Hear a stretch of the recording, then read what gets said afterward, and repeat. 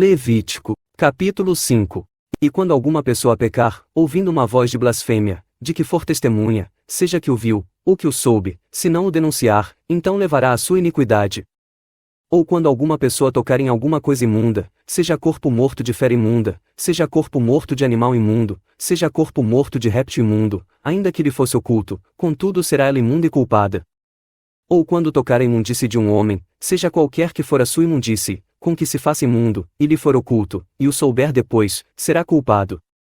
Ou quando alguma pessoa jurar temerariamente com os seus lábios fazer mal ou fazer bem, em tudo o que o homem proferir temerariamente com juramento, e lhe for oculto, e o souber depois, culpada será numa dessas coisas.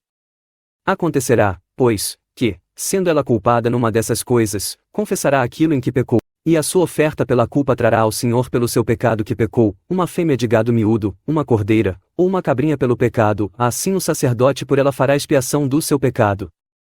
Mas se na sua mão não houver o suficiente para trazer gado miúdo, então trará ao Senhor, pela ofensa que cometeu, 2 brolas ou 2 pombinhos, um para oferta pelo pecado e o outro para holocausto, e os trará ao sacerdote, o qual primeiro oferecerá aquele que é para oferta pelo pecado, e lhe torcerá a cabeça junto ao pescoço, mas não o partirá, e do sangue da oferta pelo pecado espargirá sobre a parede do altar, porém o que sobejar daquele sangue espremer-se-á à base do altar, oferta pelo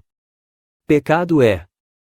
E do outro fará holocausto conforme ao costume, assim o sacerdote por ela fará expiação do seu pecado que pecou, e lhe será perdoado. Porém, se na sua mão não houver o suficiente para trazer 2 rolas, ou 2 pombinhos, então aquele que pecou trará como sua oferta a 10ª parte de um efa de flor de farinha, para oferta pelo pecado, não deitará sobre ela azeite, nem lhe porá em cima o incenso, porquanto é oferta pelo pecado, e a trará ao sacerdote, e o sacerdote dela tomará a sua mão cheia, como memorial, e a queimará sobre o altar, em cima das ofertas queimadas do Senhor, oferta pelo pecado é. Assim o sacerdote por ela fará expiação do seu pecado, que pecou em alguma dessas coisas, e lhe será perdoado, e o resto será do sacerdote, como a oferta de manjares.